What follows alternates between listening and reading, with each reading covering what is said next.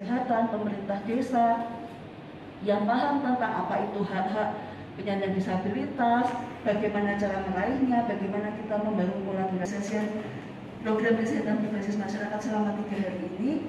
Sebetulnya nanti materinya akan dijelaskan oleh teman-teman fasilitator. Tetapi harapannya ketika kita masalah-masalah yang ada di masyarakat, harapannya kemudian kepemimpinan dari penyandang mengatakan ini perubahan perilaku. Sangat betul, karena kita tahu bahwa regulasinya sudah ada, tetapi kita harus memastikan bahwa tujuan-tujuan Ya, Ibu Bapak, terima kasih telah bergabung di dalam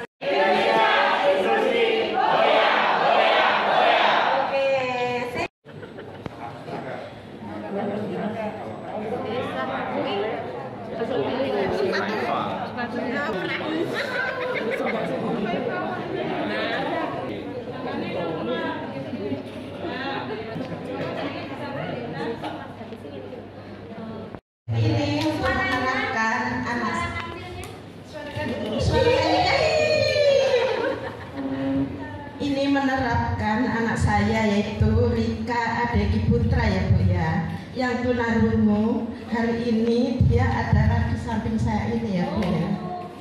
Itu anak saya. Anak saya yaitu disabilitas tunarungu, Kampung Purwoadi, jenis kelamin laki-laki yang bernama Rika Adegi Putra, jenis kelamin yang laki-laki yang berumur 22 tahun. Kita merasa iba terkucilkan karena kekurangan seluruh tubuh tersebut. Ataupun sudah menginspirasi seorang yang disabilitas, ini nggak jauh-jauh ya. Tadi kita sudah gipsinya nyimpen, jadi di sini nama Cak Wawan asal Lumajang ya. Ini mohon maaf nih Cak Wawan ya. Ini jenis kelamin laki-laki, pekerjaan avokat di sebuah LBH ya. Luar biasa. Dan ini disabilitasnya, ini mohon maaf Cak Wawan, ini yang pertama adalah kepala ketarik ke kanan ya. Jadi muka lah itulah ya. Terus untuk tangan kanan itu bengkor, untuk yang kaki kirinya bengkor. Untuk kemampuan kami kelompok kelinci terhadap Cak Wawan itu, kita menganggap bahwa seseorang yang disabilitas itu ternyata bisa menjadi sebuah mentor yang luar biasa. Ini semangatnya ya.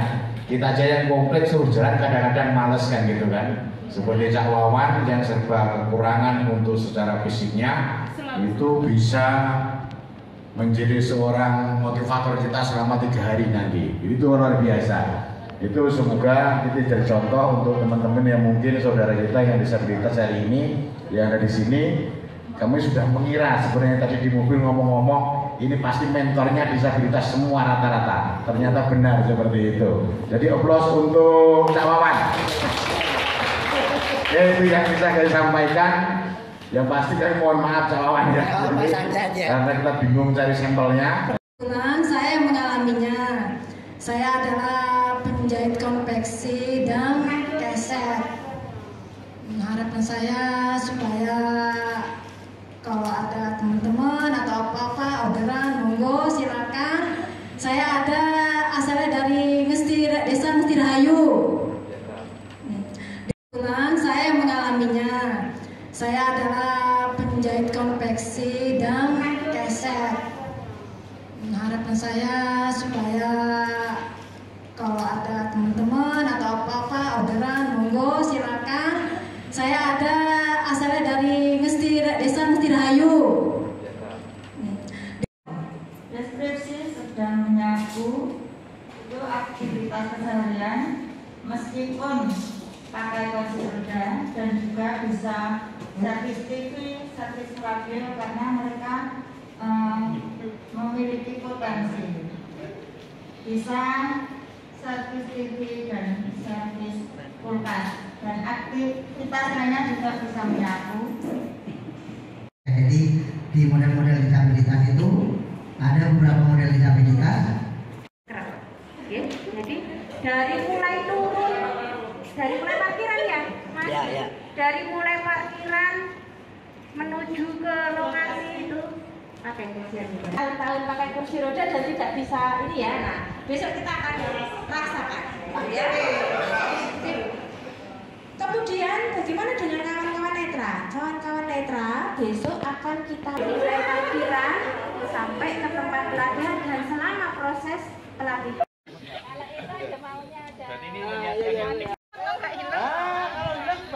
Mana? Mana? Tiket voucher.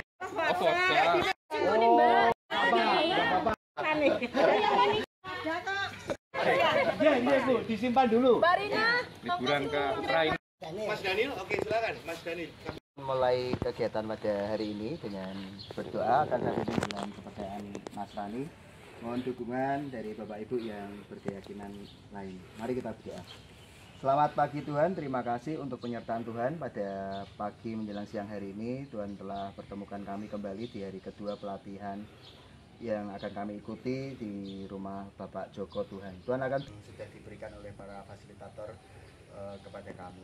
Berkati untuk kami semua, berikan kesehatan yang sempurna untuk kami semua, dan seluruh rangkaian kegiatan satu hari ini kami serahkan ke dalam tangan kuasa-Mu. Terima kasih. Ya.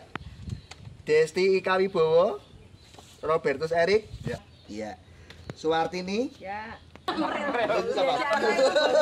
Ada peresmian masjid. Oke. Mas Untung, Murwati, Nanda Melisa, Fidilia, Jadi tempat Pak Joko ini akan menjadi media belajar kita.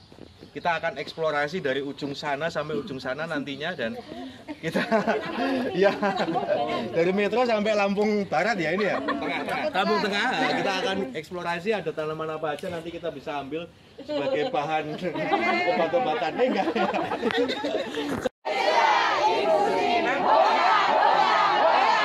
Mantap, nanti kalau saya bilang Anda hebat, Anda jawab saya hebat. Saya hebat. Tangannya begini ya. Tangan kanan saya dulu, kemudian ini terbuka. Ini baru di sini. Kita mulai ya. Anda hebat. Saya hebat. Anda sesi yang pertama dihadapi oleh teman-teman penyandang disabilitas. Bagaimana mereka berpindah dari tempat satu ke tempat yang lain. Bagaimana mereka menerima respon dari orang lain, bagaimana mereka melakukan sesuatu dalam kehidupan sehari-hari. Kita akan berproses untuk seolah-olah kita merasakan apa yang selama ini yang menjadi tunanetra, kemudian yang menjadi tunarungu angkat tangan, yang menggunakan kursi roda, kursi rodanya nanti disiapkan di sini ya.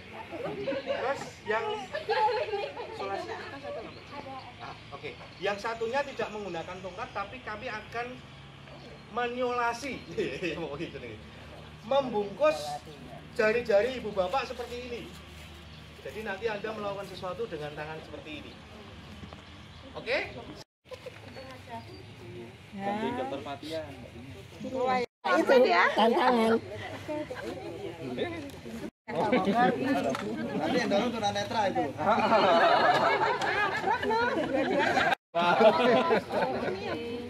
Ini satu lagi siapa yang menggunakan kursi?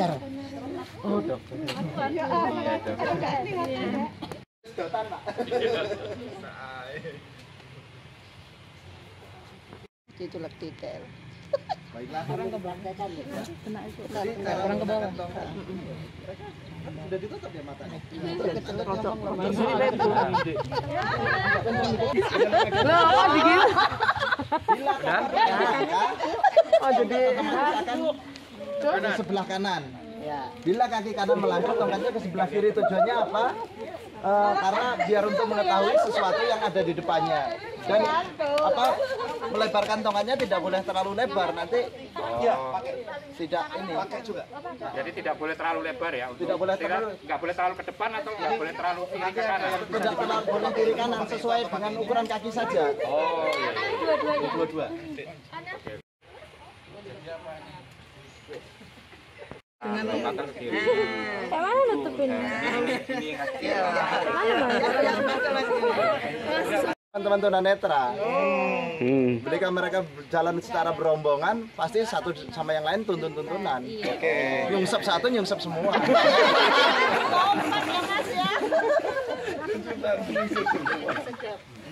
Oke, ya, stop. Ini disesuaikan urutannya, Mas. Ya, ikut aja nggak apa-apa. Minta untuk mundur lagi 2 langkah. 1, ya semua. 2. Iya, sejajar. Ini barisan sejajar ya? Sejajar, 1 lapis saja. Jika Anda itu setuju, maka maju 1 langkah. Jika Anda ragu-ragu, maju setengah langkah. Setengah langkah, nanti kalau 1 langkah begini, setengah langkah ya sedikit aja. Nah. Tapi jika Anda tidak setuju, Anda diam di tempat. Bisa dipahami? Bentar Mas Angga. Maju 1 langkah. Jika ragu-ragu, setengah langkah. Tapi jika nggak setuju, diam di tempat. Oke? Kondisi disabilitas seseorang itu tidak terkait dengan dosa dan karma.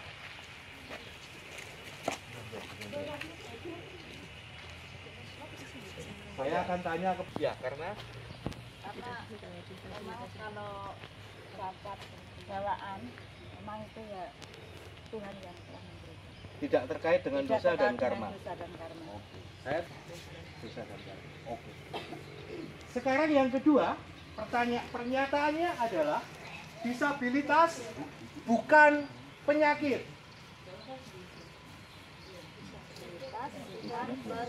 Ya. Kalau Anda setuju, Anda maju. Kalau Anda tidak setuju, Anda tinggal. Kalau ragu-ragu, Anda jalan tengah. Anda memiliki pandangan bahwa disabilitas adalah sebuah penyakit. Karena orang-orang yang memiliki penyakit tertentu dia berpotensi juga menjadi seorang disabilitas. Oke. Saya akan tanya kepada Mas siapa lagi jenenge?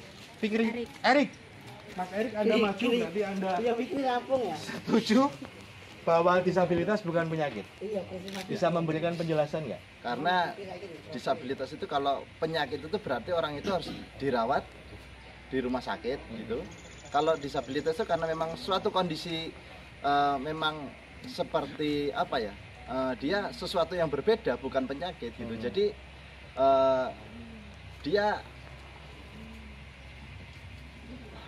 dia bukan penyakit gitu. Oke. Tapi sebuah kondisi ya? Kondisi yang berbeda. Kondisi yang berbeda. Iya. Iya. Bukan hanya orang yang memiliki kelainan fisik. Sampai mucat nih. Saking semangatnya. Ya, orang yang memiliki kelainan fisik. Ya udah masuk. Sisi tekan kolam ini. Santai lo bagi kaban. Yang nggak maju siapa ya? Tadi saya maju. Yang nggak maju, ibu maju? Maju. Oh maju. Yang nggak maju ada? Yang maju setengah. Kenapa bapak maju? Jadi pernyataannya gimana? Yang penting maju dulu Pak ya. Penyandang disabilitas bukan hanya orang yang memiliki kelainan fisik. Karena disabilitas itu bermacam-macam. Bisa jadi dari pikirannya. Jadi bukan hanya yang real ternyata terlihat. Mohon maaf, siapa namanya Pak? Riyadi. Bapak Riyadi mengatakan bahwa penyandang disabilitas itu tidak hanya yang terlihat memiliki hambatan secara fisik. Saya akan tanya ke Mbak. Mas Isa itu juga menyampaikan hal yang lebih detail. Jadi ada yang namanya impairment, ada yang namanya handicap, dan ada yang namanya disability. Impairment itu adalah kerusakan. Jadi ketika tangan itu tidak bisa menggenggam, kaki tidak bisa dipakai untuk melangkah, itu namanya impairment atau kerusakan organ, fungsi, dan struktur yang ada di tubuh. Kemudian disability adalah muncrat meneh. Kayaknya kemarin ada yang mau kasih megafon ya, supaya saya nggak terlalu bersemangat. Apa tadi? Handicap. Handicap ya. Handicap itu adalah kerugian yang ditimbulkan dari impairment. Saya mengalami impairment, kaki kanan saya lebih kecil dan lebih pendek, sehingga kerugian yang ditimbulkan satu, saya nggak bisa jadi TNI, hanya bisa jadi TANI. TANI maksudnya. Saya nggak bisa jadi Polri, padahal saya sangat mengidolakan siapa? Polri yang kenal itu. Ini terkait dengan lingkungan. Bagaimana lingkungan itu mendukung kondisi kita. Mas Eri itu tidak akan menjadi disabilitas ketika di rumahnya, karena dia hafal semua tempat. Kamar mandi tinggal jalan aja. Jadi kalau bapak ibu melihat sinetron tunanetra di rumahnya pakai tongkat itu konyol. Karena mereka sudah hafal. Kamar mandi 4 langkah ke kiri udah sampai. Mau ke kamar tidur, mau cara naik ranjang itu udah bisa, udah hafal. Naik ranjang tuh ya, naik ranjang. Itu sudah hafal. Jadi kalau penyandang disabilitas harus bisa mandiri sehingga tidak perlu diampu oleh non disabilitas. Harus bisa mandiri. Anda setuju, Anda maju. Anda tidak, Anda tinggal. Mana Mas? Ayo, oke. Ayo. Yuk, ngajak. Harus ada alat bantu. Mantap. Tidak semua harus pakai alat bantu ya. Mas Wawa tidak pakai alat bantu. Harus terlatih. Harus terlatih. Oke, alat bantu ada dan terlatih. Ada lagi? Hasilkan uang, kemudian bisa hidup secara mandiri. Baik. Ada lagi? Punya semangat. Punya semangat. Banyak ya, semangat alat bantu. Begitu sampai di Jakarta, nggak tahu alamatnya masing-masing. Itu kan berarti kan nggak mandiri kan? Gitu loh. Yang seperti itu ya. Jalan loh Mas. Lah iya, sama aja tuh nada itu. Yang seperti itu nggak maju. Mandiri dia. Kenapa ragu-ragu dengan saya?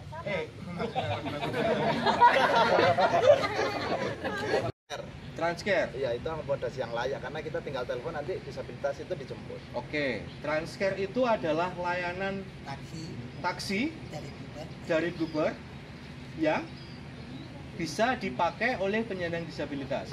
Dengan disabilitas bisa bersekolah di sekolah umum. Yang setuju maju, yang nggak tinggal, yang ragu-ragu setengah. Yakin banget ya. Oke, semua maju ya berarti ya? Berarti anak disabilitas itu memang bisa bersekolah di sekolah umum. Oke, kemudian anaknya di 6. Rehabilitasi medis bukan satu-satunya cara terbaik untuk memberdayakan penyandang disabilitas. Setuju Anda maju? Tidak Anda tinggal? Ragu-ragu Anda setengah. Rehabilitasi medis bukan satu-satunya cara terbaik untuk memberdayakan penyandang disabilitas.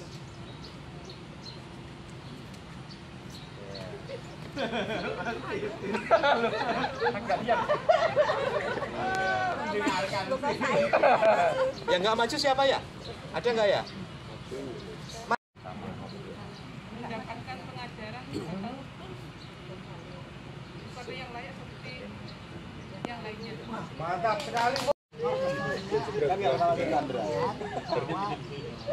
Kedisabilitasan seseorang itu karena persoalan tapi karena persoalan lingkungan yang menghambat partisipasi penyandang disabilitas. Makanya lingkungan yang harus berubah. Dan salah satu cara model sosial adalah menyesuaikan dengan rehabilitasi dan sumber daya masyarakat. Ya. Semua orang memiliki kewajiban dalam penghormatan, pelindungan, dan pemenuhan hak penyandang disabilitas. Setuju? Ya, setuju langsung ke saung. Langsung maju ya. Oke, kali ini semua setuju ya? Baik. Oke, sesi maju-maju kali ini kita sudah cukupkan. Kita akan pindah ke saung. Alat bantu yang Anda pakai itu masih terus digunakan. Enggak.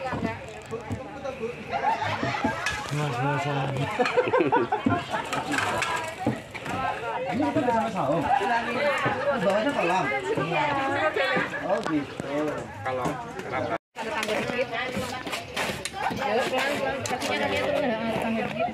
Begini. Ya. Oh iya. Kanan kiri ya, nah, bumen ngukur Kan kaki kiri melangkah,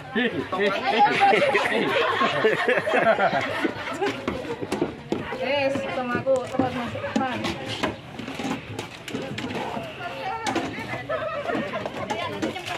Ya, ada ya. Ini mah yang ditonton di dia ya. Masa yang nonton di belakang. Begini. Makasih jadi apa-apa. Biar bisa tahu lebarnya jalan. Tapi saya ekstrim, Mbak. Tadi kita sampai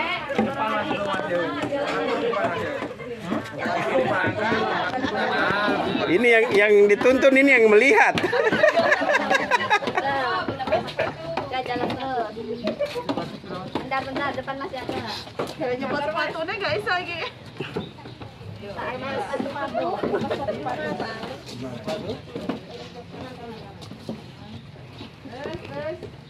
Maju depan. Nggak dipegang, jempol piring, gelas pecah sekalian ya.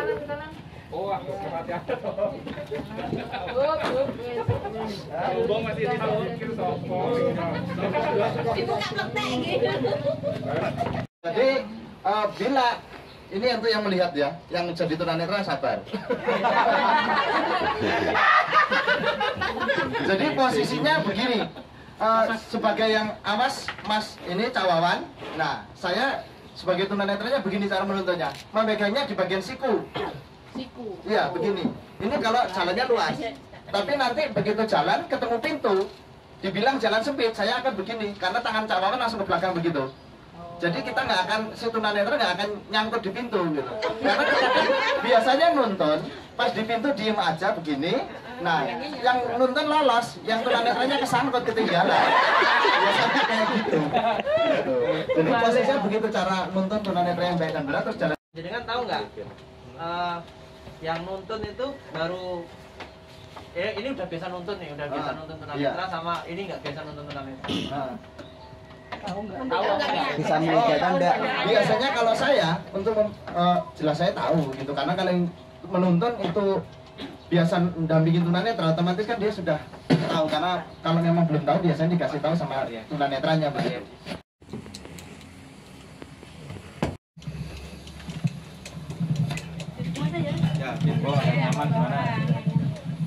Kalau dalam kondisi tertentu Anda harus mengangkat kursi, maka Anda harus butuh 3 orang. Orang pertama akan di belakang memegang handle ini, orang kedua dan ketiga akan di sampingnya memegang ini. Nah, ini yang paling kuat. Kemudian diangkat 1, 2, 3. Nah, begini.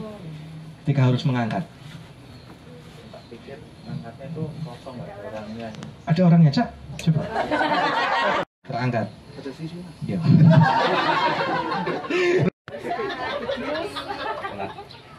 Baik, nah kita tadi sudah mendiskusikan ya bahwa sebetulnya disabilitas itu adalah persoalan sosial, bukan hanya persoalan individu. Nah sehingga solusinya adalah kalau disabilitas itu merupakan persoalan sosial, berarti yang harus dirubah apa? Apa yang harus dirubah? Ibu ada aqua di depannya Ibu, di arah jam 12. Iya. Di arah jam 12. Iya. Itu baru berapa menit, berapa jam ya Bu? Kawan-kawan lainnya itu Pak dibantuin Pak.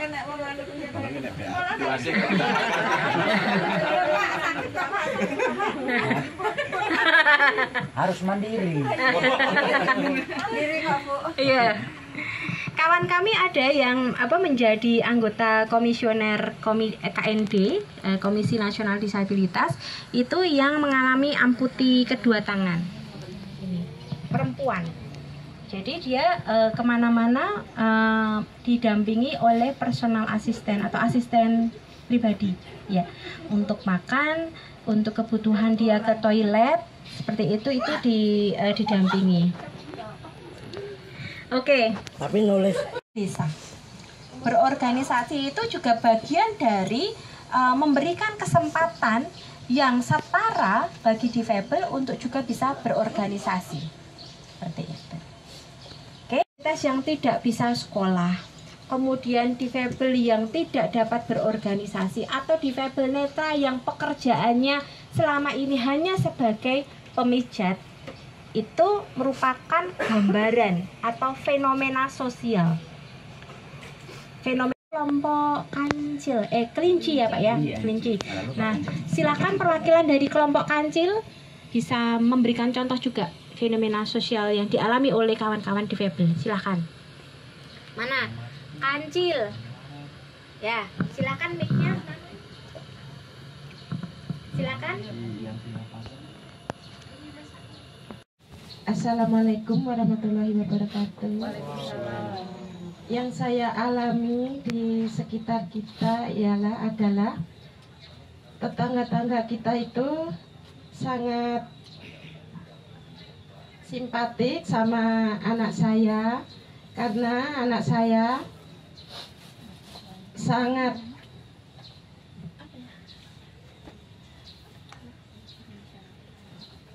bermasyarakat dengan tetangga-tetangga. Jadi tetangganya sama anak saya tuh sering mengasih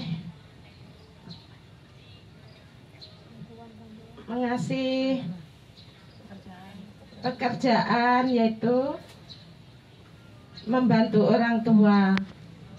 Bikinkan rumah sendiri, tapi untuk apa sih kebutuhan makanan gitu ya diantar. Bantuan-bantuan juga sering dikasih melalui keluarga. Itu disabel yang dikucilkan. Ya. Terima kasih. Terima kasih, Bu. Itu kan kadang kalau ada acara-acara gitu, nah kadang nggak dijai apa gimana gitu loh Bu. Akhirnya dibedakan itu loh. Kadang kan ya apa karena susah di jalan apa kan gitu, kadang di rumah aja gitu. Udah cukup Bu. Baik, makasih. Nah, ini contoh yang baik ya. Kita nggak perlu jauh-jauh dan melihat di luaran sana, ternyata di keluarga itu juga masih memperlakukan diskriminasi atau pembedaan. Orang disabil yang pertama itu tunawicara dan yang kedua buta. Ya, kedua-duanya mereka tanpa pendidikan sejak kecil. Tanpa pendidikan sejak kecil. Kemudian yang disabilitas tunawicara itu belum lama ya, belum lama itu kan satu keluarga, ada 3 bersaudara, mereka anak yang pertama, kemudian anak yang kedua itu kuliah sampai wisuda. Nah, waktu wisuda Assalamualaikum warahmatullahi wabarakatuh. Kita coba untuk mengecek kira-kira kenapa kita harus berpikir ketika kita menemui kondisi bahwa ada diskriminasi yang dilakukan oleh keluarga, kita tidak hanya berhenti pada oh ya ada diskriminasi, tapi kita harus berpikir lebih dalam, mencari penyebabnya, mencari dampaknya apa, mencari hubungan sebab akibat. Itu kira-kira kenapa Bapak Ibu? Yang jelas begini Bu, kita contohkan saja untuk berarti yang mengalami di dalam keluarga, misalkan disabilitasnya itu, misalkan yang jadi disabilnya pas ada acara kondangan seperti yang dilakukan oleh Ibu ya, misalkan dia itu mau diajak, mungkin bagi anggota keluarga yang sehat itu dianggap merepotkan. Iya benar. Merepotkan, harus mengangkat, kemudian harus rujuk membawa alat-alatnya. Itu salah satu permasalahan yang akan dihadapi oleh yang sehat. Sedangkan kalau di kondangan itu kan berbaris seperti orang mau berobat ya Bu, itu ngantri. Jadi mungkin nanti bingung mereka itu bagaimana caranya untuk mendorong dengan kursi roda seperti yang ya Ibu alami ya kan Bu ya. Mungkin mereka akan bingung, satu mbak piring, satu dorong, atau mungkin ya itu jelas belum bisa Bu. Oke, baik. Kali ditinggalkan dalam kegiatan-kegiatan atau hajatan keluarga itu karena dianggap satu akan merepotkan. Lalu yang kedua itu juga malu, begitu ya.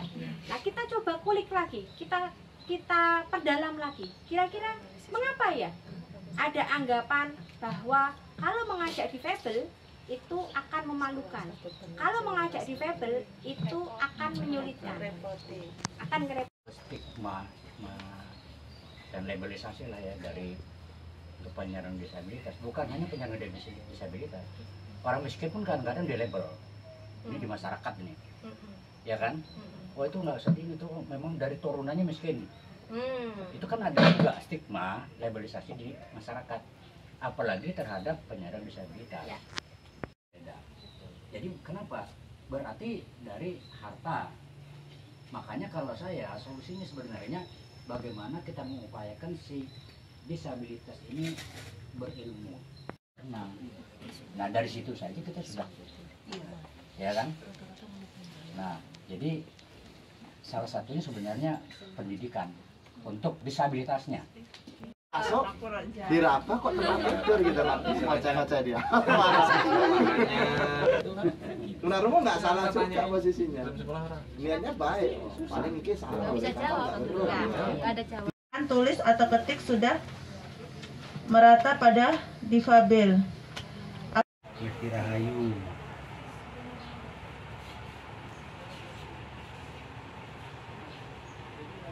Ya. Waktu itu lagi ada hajatan apa ya?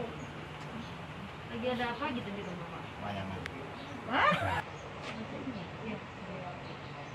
Ini kita di sini ini Pak Lurah, kita mau nyampaikan beberapa pertanyaan untuk Pak Lurah. Masalah disabilitas sensorik penglihatan, yaitu mengapa pemerintah hanya memberikan keterampilan tertentu. Contohnya kayak Mas Larik cuma keterampilannya memijat dan seni keterampilannya. Selain itu apa nggak bisa? Nggak ada yang lain. Ya, karena anak kita nanti sebagai subjek aja, tak somasi nanti.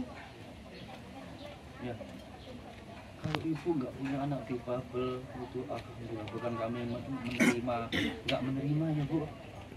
Waduh, pengurusnya 10 kali lipat daripada anak. Makanya jangan marahi anak, ibu lagi masak mengamuk-ngamuk. Umur 30 tahun nanti akan dendam. Maka sekarang banyak terjadi pemerkosaan orang tua, banyak pembunuhan.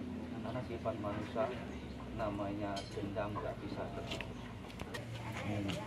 Maka banyak buku-buku itu Bu tentang yang netbook itu dari Australia dan Cina dan Jepang. Karena Jepang banyak yang kena difabel bom Hiroshima. Autis apa enggak?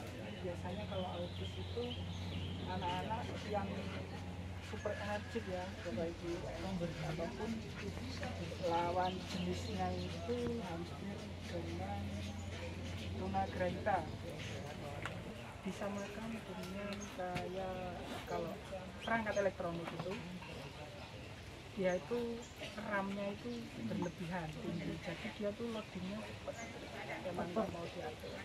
Jadi saya menanggapi pertanyaan yang pertama dulu ya, kenapa apa yang menyebabkan disabilitas ini itu ada faktor yang saya temui itu karena di sekolah saya sebagai pengajar ya, apa namanya, dua faktor yang saya temui. Yang pertama itu faktor pintar dan faktor ya, ada nggak peran dari dari pemerintah terkait dengan bantuan modal? Nah, sekarang bantuan modal ini apakah memang melibatkan sendiri organisasi tempat, mungkin organisasi bisa dari kader. Nah itu kan ada juga. Apakah pernah ada nggak? Atau selama ini aku modal dewi Mas gitu? Memang modal itu secara mandiri dari orang terdekat, ibu aku. Pada itu aku minjem 1.000 untuk modal. Yang kedua saya kehabisan modal, barang dari mana belum pada setor, terus pesanan. Apa yang belum setor? Keset, barang-barang keset sudah disetor. Oh sudah di terus di titip ke sana gitu ya? Tapi uang belum setor, saya kehabisan modal, terus pesanan bertambah, bingung kan mau belanja lagi. Jujur aja belum modal, ya saya ngontak ibuku. Meskipun Ibu Murwati ini dengan Mas Untung ya suaminya ini adalah penyandang disabilitas, tetapi mereka tingkat mandirinya itu ada. Jadi untuk tidak terlalu bergantung kepada orang lain, meskipun ada tetap ada peran dari pihak luar untuk kegiatan mereka. Ya, untuk ceritanya Bu Murwati itu nanti. Oke. Tapi saat ini ada nggak kesulitan yang? Oke, iya. Meskipun beliau ini mandiri, Tetapi memang punya beberapa kendala terkait dengan usahanya. Nah, ya prosesnya. Terus aman. Pertanyaan yang sudah disiapkan tadi berkembang tidak? Ya. Merpati. Baik, selanjutnya selain merpati, siapa? Kancil. Oke, kancil. Neng gitu kancil lagi. Nggak mau dipisahkan. Kancil. Ya, untuk proses wawancara tadi kami tidak mengalami kendala, justru semakin berkembang dari pertanyaan yang sudah disiapkan, dan kebetulan sekali narasumber kami ini pas banget gitu. Jadi menguasai apa yang kami butuh, informasinya kami gali gitu. Jadi sangat tepat gitu kan. Jadi kesimpulan dari wawancara ataupun diskusi kami dengan narasumber itu bahwa pengetahuan ataupun sosialisasi sejak dini orang-orang dengan disabilitas yang ada di sekitar kita itu, atau masyarakat itu harus memahami itu sejak dini gitu. Kesempatannya tadi selama wawancara berlangsung sih sudah cukup baik, kami mendapatkan beberapa informasi, cuman memang ada beberapa informasi yang belum bisa diberikan jawaban karena memang kaitannya dengan pemerintah yang di atas Pak Lurah. Oh, baik. Jawabannya lebih ya. Selain itu selama wawancara sih ada masukan-masukan juga kan bersama Mas Untung sama Mas Eri, jadi ada masukan-masukan juga dari teman-teman yang lain gitu. Jadi nggak hanya kan yang kami bahas tentang disabilitas sensorik yang penglihatan, cuman ada masukan juga dari selain Mas Erik, dari Mas Untung juga ada masukan. Ini tadi narasumber kami adalah Pak Sugiono, Ketua SLB Harapan Bunda ya. Harapan Ibu ya, Harapan Ibu ya. Kebetulan itu juga teman lama saya. Informasi cukup bagus ya. Terus cuman kendalanya di waktu. Waktu pertanyaan yang sangat banyak kami siapkan, ternyata waktu beliau menjawab berkembang, sehingga kekurangan waktu lah. Hanya mungkin seperti itu. Dan ya alhamdulillah pengalaman beliau memang praktek di lapangan pun saya sama beliau sering juga. Dalam pohon masalah. Misalnya, nah di tengah, saya sendiri ya. Ini gambar pohon yang tidak ideal karena dahannya itu lebih kecil. Banyak masalah. Ini masalah ya, batangnya terlalu besar. Nah, misalnya tadi kelompok siapa yang autis, anak autis tidak sekolah, itu adalah fenomena sosial. Fenomena sosial itu diletakkan di tengah, di bagian batang, gitu ya. Kemudian ibu kan sama bapak tadi mungkin ada pertanyaan, mengapa dia tidak sekolah? Ya. Jadi itu lebih tepatnya jawaban tersebut diletakkan di mana? Iya, betul, di akar, penyebab bawahnya, ya, bukan yang penyebab atas dulu, ya. Akar, nah akar itu kan apa namanya? Serabut. Ya, di bawah, akar itu di bawah. Penyebab tadi masih bisa kita kulik lagi, masih kita bisa gali lagi. Nah itu nanti diletakkan di akar akarnya lagi, seperti itu, ya. Itu bagian akar. Lalu ibu bapak bertanya, ketika anak autis tidak sekolah, lalu akibatnya apa? Ya, dampaknya apa? Cepat nggak tadi menanyakan hal itu? Sampai dengan saat ini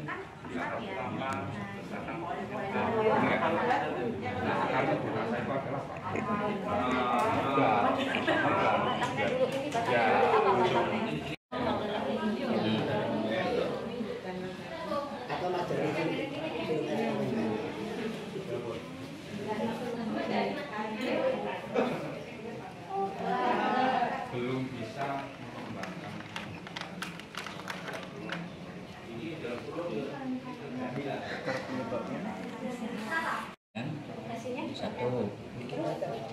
orang tua tahun orang tua.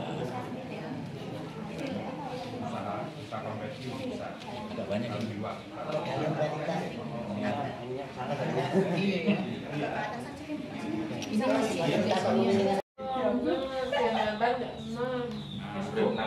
paling penak ibu loro.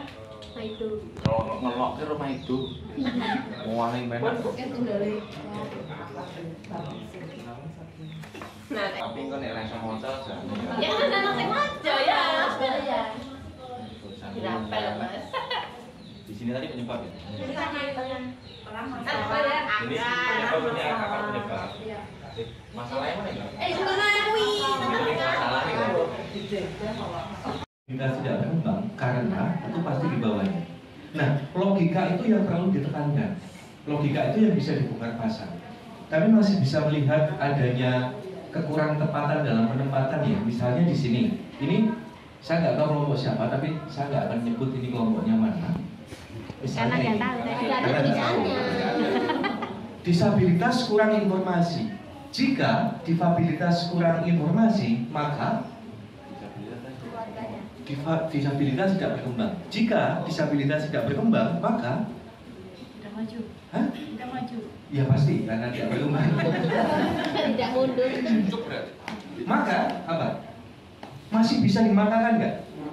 Bisa. Kalau masih bisa dimakakan, makakan. Maka itu akan menjadi dampak dari masalah. Nah, disabilitas tidak berkembang itu maksudnya bagaimana? Apakah berkembang secara ekonomi, apakah berkembang secara keterampilan, itu juga masih bisa didetailkan. Misalnya ini ya, anak kurang PD ditempatkan di dampak sayur, maka tidak makan. Jika nggak makan, iya. Maksudnya ada satu buah kondisi yang memang itu bisa memahami. Misalnya ya, itu nanti ada di atas. Tapi ketika ke bawah menggunakan mengapa karena. Mengapa pilihan pekerjaan bagi penyandang disabilitas terbatas? Karena itu nanti jadi akar, jadi apa namanya, subakar. Ya, ada kasus seperti itu ya. Tapi yang lebih luas mungkin di sini ya, kalau saya bisa bicara, pencontohan adalah jika pemasaran sangat terbatas, maka pendapatan penghasilannya akan semakin kecil. Kemudian maka potensi kerugian semakin besar. Jika potensi itu kami anggap puncak dari masalah apa yang diakibatkan dampaknya. Kemudian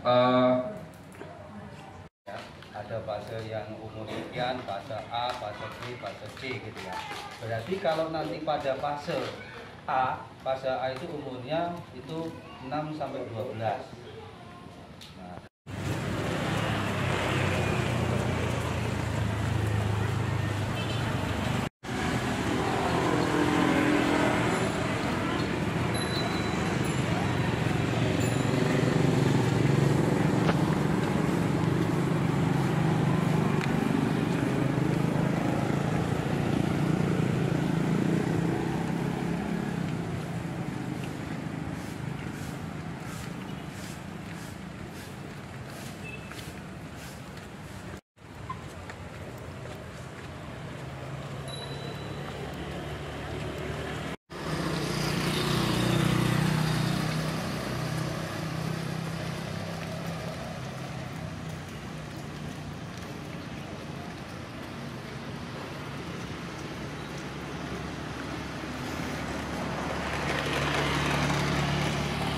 Dan teman-teman lain itu Bapak Ibu yang beragama Kristen, dan saya selaku kader dari Desa Purwa 19A, kiat-kiat yang saya dapatkan kemarin pada saat pertemuan di rumah Pak Joko sangat banyak sekali.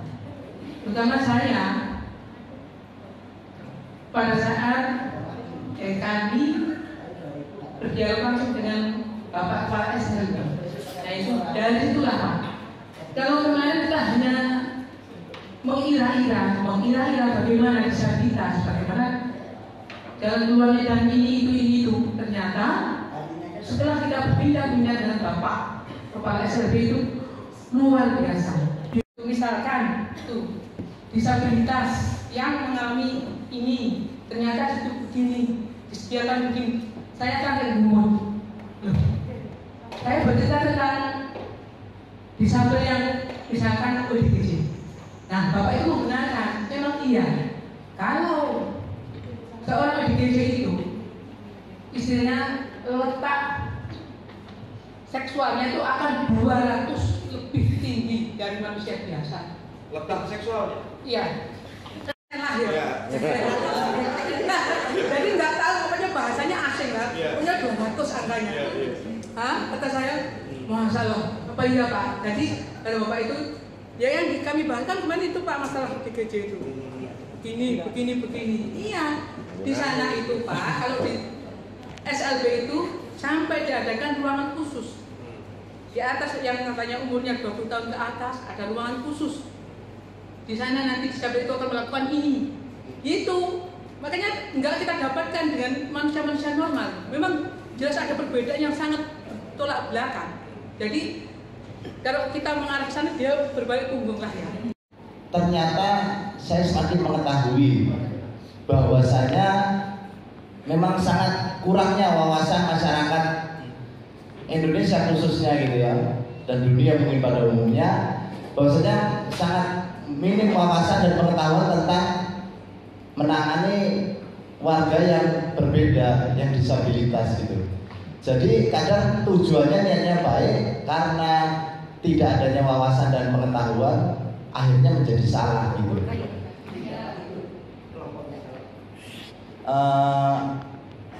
Seperti apa namanya? Seperti akses lokasinya, padahal begitu ini untuk sarana lokasi tinjauan lapangan gitu kan, itu harusnya bisa menjadi salah satu contoh. Ini lokasi yang akses disabilitas gitu. Ternyata di sana kan juga sama sekali nggak akses untuk disabilitas, apalagi pengguna kursi roda sangat jauh gitu. Jadi itu salah satu pengalaman yang saya dapat di kegiatan kemarin. Kita meninjau lokasi lapangan, ternyata lokasinya nggak akses disabilitas gitu. Terima kasih. Bapak Ibu, jadi kemarin adalah proses yang menarik dan saya minta izin untuk sharing apa yang saya tangkap. Jadi saya melihat bahwa kita masih menempatkan isu disabilitas itu di luar diri kita. Bahkan teman-teman saya di Agung yang sudah 35 tahun lebih melayani dan bekerja untuk isu disabilitas, juga beberapa masih mempunyai kesan seperti itu. Tapi saya minta izin menyampaikan 3 hal, bahwa sebetulnya disabilitas itu adalah bagian dari realita hidup kita sehari-hari. Kenapa Bapak Ibu? Satu, ketika kita beranjak usia kita tambah tua, sedikit banyak pasti ada pengurangan fungsi-fungsi tubuh kita yang kemudian mempengaruhi kerja dan juga fungsi kita. Tadi kemarin di hari pertama dijelaskan oleh Mas Angga tentang impairment. Ada seorang om saya dan saya juga mengalami hal itu. Salah satu om saya, dia seorang dokter, dia dulu direktur rumah sakit Palembang, Karitas Palembang. Dia sangat aktif, dia selalu berolahraga. Dia tetapi begitu dia pensiun karena dia punya genetis demensia, kualitas hidupnya langsung berubah drastis. Begitu dia mengalami pertambahan usia. Yang kedua, di Indonesia tingkat kecelakaan itu sangat tinggi. Saya lupa angkanya, nanti Bapak Ibu bisa Google, tapi salah satu yang paling tinggi di Asia. Dan Bapak Ibu pasti juga sudah tahu, apalagi teman-teman rumah sakit ya, bahwa ketika angka kecelakaan lalu lintas sangat tinggi, itu salah satu faktor yang memperbesar tingginya angka disabilitas atau angka impairment.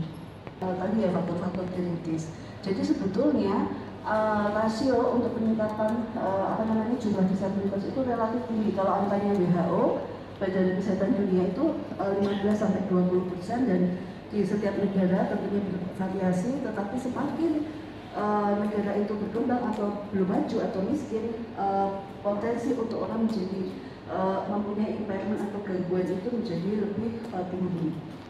Jadi itu adalah orang yang mungkin faktor-faktor atau kondisi impairmentnya, kondisi keterbatasan atau gangguan yang ada di tubuhnya atau di pikiran terlalu banyak, atau yang pernah putus cinta, atau studinya kok nggak selesai-selesai, pasti dia pernah mengalami depresi. Itu juga salah satu bagian ketika dia tidak punya dukungan, tidak punya sarana akses kepada obat dan seterusnya, dia juga bisa mengalami situasi disabilitas.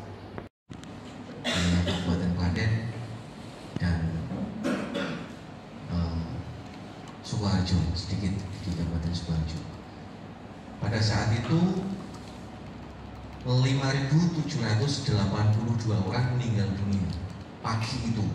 Nah, gempa bumi itu terjadi pukul 6:05. 2.671 orang mengalami impairment akibat bencana alam itu, dan 281-an orang itu mengalami cedera sum-sum tulang belakang. Pasca gempa, yang meninggal, yang impairment itu belum diketahui nasibnya, karena mereka masih berada di rumah sakit menjalani operasi dan juga beberapa tindakan medis. 6 bulan pasca gempa, masalah mulai muncul.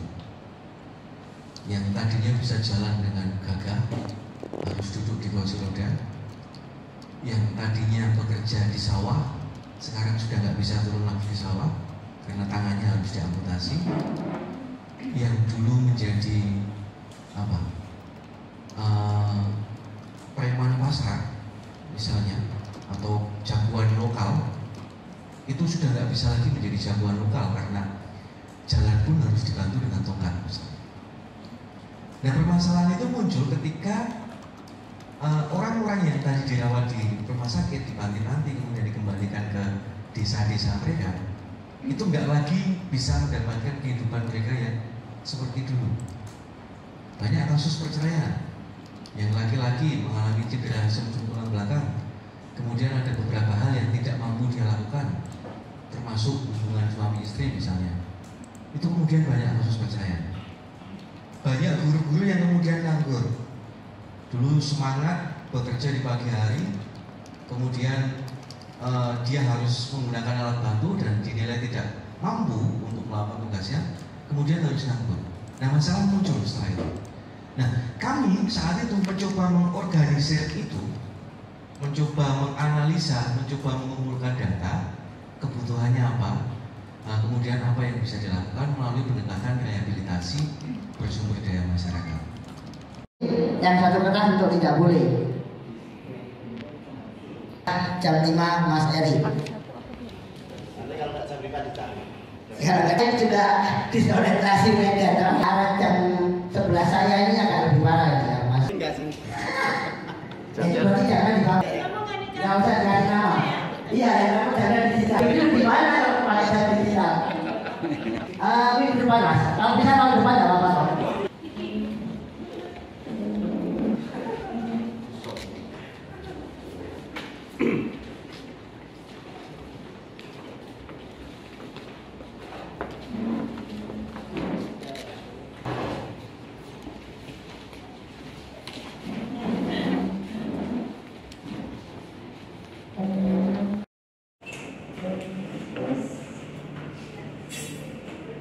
Warga yang tidak hanya itu saja, kebanyakan warga menganggap difabel psikososial sebagai pengganggu masyarakat.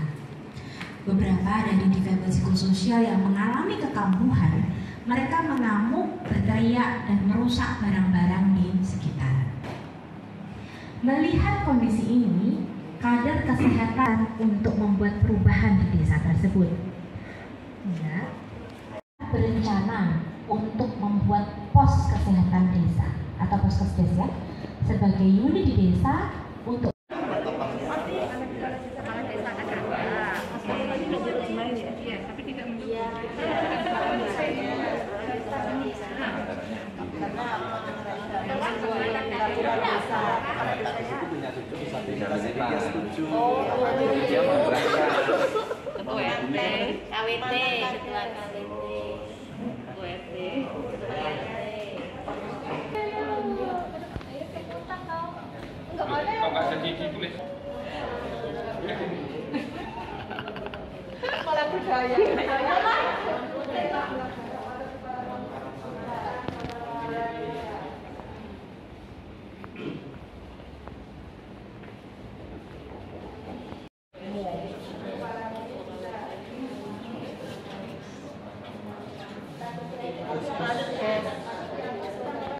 Kepala desa, dia mempunyai pengaruh yang tinggi tetapi tidak mendukung. Oke, sebentar. Ada yang berbeda? Kepala desa itu dimasukkan di pengaruh tinggi tapi tidak mendukung. Sama ya? Oke, lanjut Mbak. Tinggi, pendukung. Ya, tadi kan ngajak kawan-kawan. Ya. Ada yang beda? Sebentar. Kepala desa? Sama ya. Lanjut. Ada mantan desa, mantan kades. Mantan kades, ya mantan kades. Dia pengaruh tinggi, mendukung. Dia mengajak tadi. Ya, betul. Mantan kaul. Mantan kades kita taruh di mendukung tapi pengaruh rendah. Kades kok udah kalah, bener ya? Ya, kalau kalah bukan gila soalnya. Kami anggap pengaruhnya tinggi. Karena di sini Pak mantan kades itu kan mempunyai anak yang disabilitas. Nah, dia itu bisa mempengaruhi teman-teman yang lain ataupun orang-orang yang sedang menjabat di situ maupun warganya supaya apa? Supaya Poskesdes ini bisa terwujud. Nah, itu yang menjadi dasar kami. Meskipun sudah matang tapi masih sayang-sayangnya gitu ya. Oke, begini baik Pak. Itu mantan Pak Kades. Apakah di desa kita itu mantan-mantan kades itu masih masuk dalam aktor yang berpengaruh atau tidak? Terkadang ada loh mantan kades itu yang masih disegani dan dia bisa kemudian kita mintai tolong atau dia memiliki pengaruh yang kuat untuk melakukan lobby-lobby, itu ada. Ini tidak diajukan menggunakan asumsi ya? Iya. Semisal mantan kepala desa itu kira-kira diproyeksikan masih memiliki kekuatan ya, itu jangan sampai digunakan. Karena apa yang kita pakai adalah kondisi yang tidak seperti ini. Jadi asumsi-asumsi kemudian prediksi itu dihindari. Kedudukan kaum ini tinggi Bu di kampung. Ya tinggi. Dia setara dengan kantor yang lain, termasuk mungkin kaum pembangunan atau kaum umum ya dan sebagainya. Cuman kalau dari cerita ini tadi dia tidak memberikan dukungan. Jadi petugas layanan, kemudian apakah ada yang mengurusi disabilitas di puskesmas, terus terkait antrian, apakah ada antrian khusus kayak di film tadi di Baduyo ada tempat antrian khusus bagi disabilitas. Nah, bagaimana dengan layanan kesehatan di desanya Ibu dan juga di kecamatannya Ibu? Kan di desa ada puskesmas pembantu ya di sini ya. Nah, itu bagaimana? Itu. Terus kemudian hambatan kebijakan. Bagaimana kebijakannya di Metro misalnya, kemudian di Lampung Tengah ya.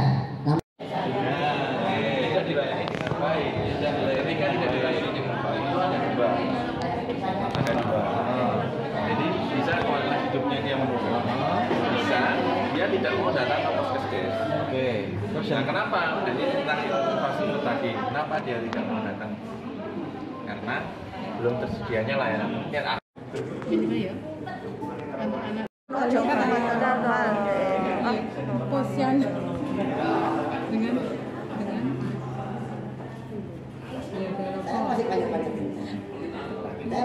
dengan anak yang lain ya. Ya.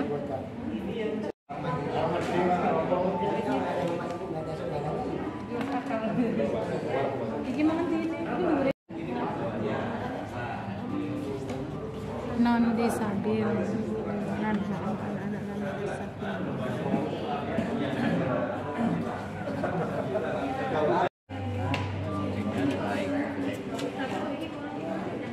Jika di waktu tidak mendapatkan hubungannya langsung nggak? Ketika dia nggak dapat pelayanan kesehatan, dia otomatis langsung menurun kualitas hidupnya. Ya, kalau dia sakit, datang ke Poskesdes pun tidak dapat layanan dengan baik, kan dia nggak mungkin sembuh. Oke. Dan bagi disabilitas ini ada, maka adanya ada pemerintah desa atau di saya desa setempat terkait deteksi dini Psikososial yang tidak tertangani sehingga tidak tidak dapat bersosialisasi. Posyandu yang ada di desa belum menangani disabilitas. Poin keempat, lokasi pelaksanaan yaitu di desa Kampung Purwadi. Yang kelima, kelompok sasaran dan jumlah. Kelompok sasarannya yaitu ibu hamil, balita, difabel, dan lansia. Kalau untuk jumlahnya kami belum punya data yang pasti. Selanjutnya, pemangku kepentingan. Yang pertama yaitu yang mempunyai pengaruh tinggi dan mendukung, yaitu yang pertama kepala kampung, selanjutnya BPK, Badan Permusyawaratan Kampung, yang ketiga sekretaris desa, yang keempat perangkat kampung, yang kelima tokoh masyarakat yang kami ambil yaitu Pak Joko, yang keenam bidan desa, yang ketujuh puskesmas. Selanjutnya untuk yang pengaruh rendah dan mendukung, ketua KWT, RT, difabel, serta kader. Yang ketujuh, desain intervensi dampaknya yaitu anak-anak dengan disabilitas dapat berkembang setara dengan anak-anak non-difabilitas melalui layanan kesehatan dan alat bantu. Yang kedelapan, rencana pelaksanaan. Outcome-nya adanya layanan deteksi dini dan kesehatan bagi disabilitas. Outputnya adanya kesehatan atau kesadaran atau peran serta orang tua terhadap penyandang disabilitas. Yang kedua, adanya tindak lanjut dan dukungan dari pemerintah desa terkait deteksi dini bagi ibu hamil dan balita. Yang ketiga, adanya kader memiliki kemampuan dalam deteksi dini. Yang keempat, kader memiliki pengetahuan dan pentingnya posyandu disabilitas. Yang kelima, difabel mendapatkan alat bantu. Kegiatan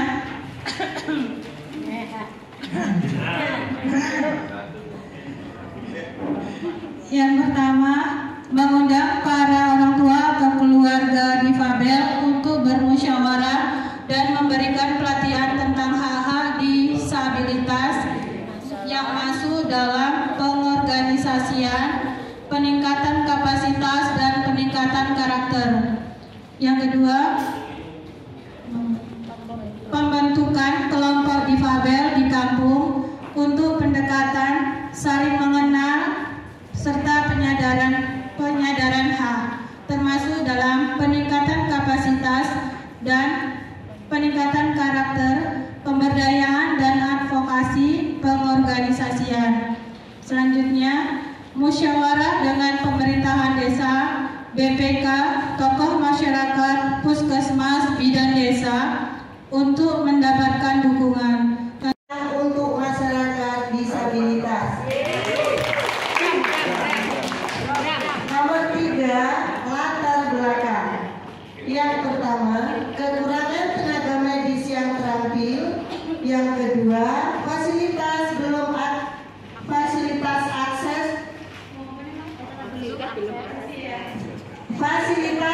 akses untuk disabilitas. Yang ketiga, sulitnya mengajak disabilitas untuk berobat. Yang keempat, kelompok disabilitas belum terorganisir. Pertama, kelompok sasaran yang pernah kami data kurang lebih 20 orang penyandang disabilitas, 1 orang nakes, 7 orang kader disabilitas. Yang kedua, kader PKK diharapkan membantu dalam pendataan disabilitas. Yang ketujuh, desain intervensi. Yang pertama, dampak meningkatnya kualitas hidup penyandang disabilitas. Yang B, outcome disabilitas mendapatkan layanan kesehatan dengan baik. C, output. 1,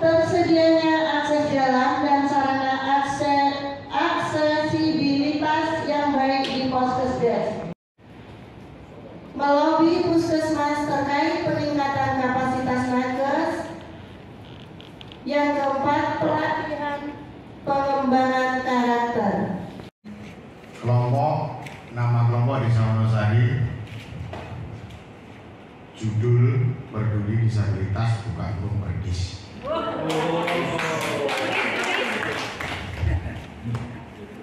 Yang pertama, latar belakang dikarenakan banyaknya penyandang disabilitas di Desa Wonosari yang tersebar di 6 dusun dan juga kurangnya pelayanan kesehatan, untuk itu penyandang disabilitas, sehingga diperlukan layanan aksesibel. Lokasi pelaksanaan yang pertama Puskesdes Dusun 4 Desa Wonosari. Untuk kelompok sasaran ini penyandang disabilitas di seluruh Wonosari yang tersebar di 6 dusun. Itu kurang untuk laki-laki 16 orang dan untuk perempuan 15 orang. Jadi memang sudah terdeteksi karena di awal-awal sudah di sensus begitu.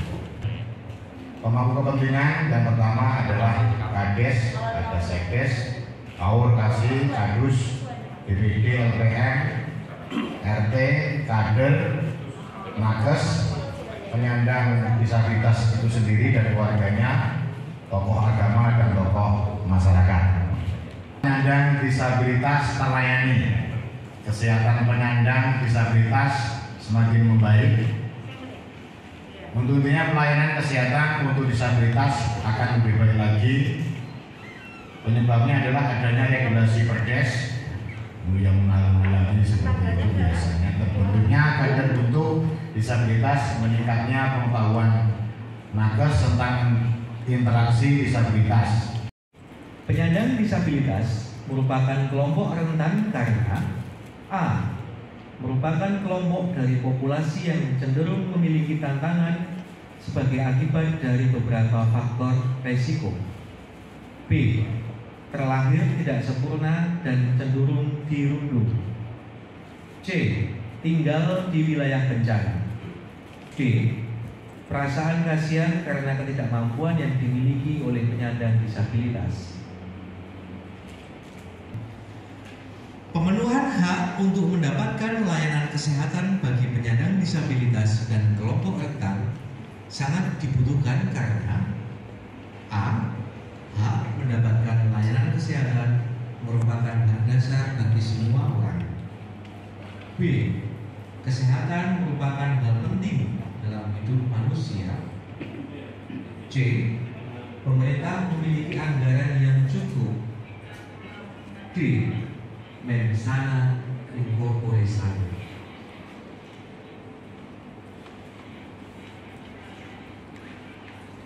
Nomor 7. Mengapa masih banyak penyandang disabilitas yang tidak mendapatkan layanan kesehatan dengan baik? A. karena penyandang disabilitas malas berobat. B. karena implementasi regulasi yang tidak paripurna. C. karena penyandang disabilitas, saya ulangi, C. karena penyakit penyandang disabilitas susah diobati. D. karena penyandang disabilitas jarang sakit. Oke, singa.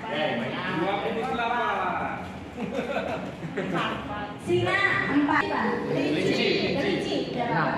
Kelinci 6. Kancil 6. Kancil 6. Terakhir merpati 5. Hah? 5. Oke. Ada yang sama ya? Iya. Kancil dan kelinci. Oke, kalau gitu kelompok kancil dan kelinci bisa maju ke depan. Ya. Jadi setelah saya sampaikan pertanyaannya, dipikir dulu, ya, dipikir dulu. Nanti setelah saya hitung 1, 2, 3, baru kemudian main. Ini masih ada disabelnya ya, anggotanya. Mas Erik. Mas Erik. Baik. Ya baik. Jadi setelah saya hitung 1, 2, 3, Ibu Bapak sebelum menghitung, sebelum menyebut, sebelum menjawab itu hitung lagi. Sebelum menjawab, menyebutkan, bukan menyebutkan, menyuarakan suara hewannya ya.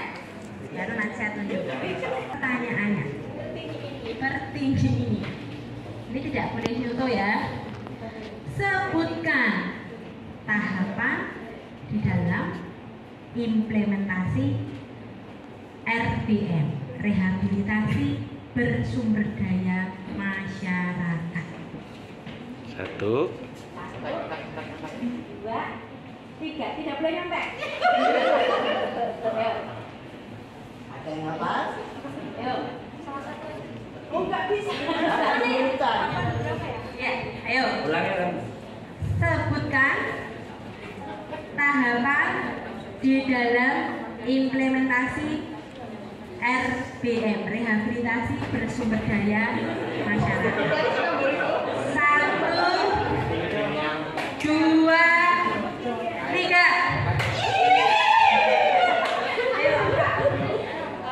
Pengorganisasian, pendataan, advokasi, mendekat karakter, pengembangan karakter ya, peningkatan kapasitas. Ya. Jadi tadi ada pengorganisasian, pendataan dan asesmen, pemberdayaan dan advokasi, peningkatan kapasitas dan pembentukan karakter.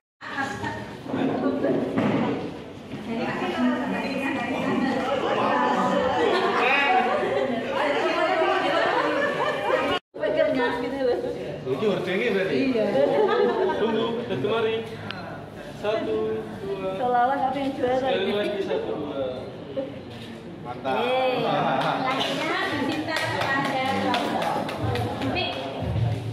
Teman-teman, sebetulnya yang diberikan ini itu tidak hanya untuk kelompok Kancil ya, tapi untuk kita semua.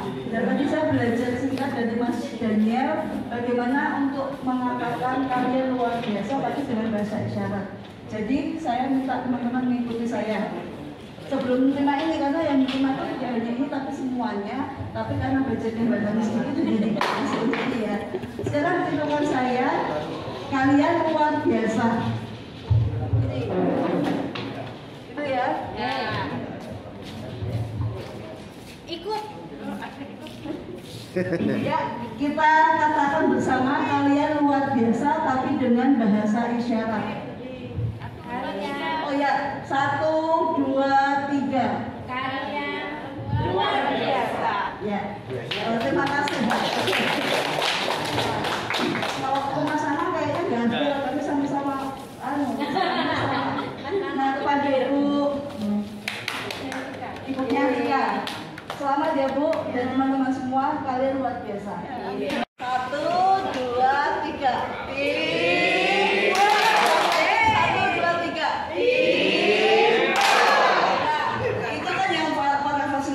Tapi juga teman-teman tahu yang sudah kerja keras banget selama berhari-hari, bahkan sebelum belum menjaga, dan kita juga akan memberikan apresiasi untuk mereka. Jadi kita ulangi lagi, tapi sekarang untuk mereka ya kita arahkan ke mereka. 1, 2, 3.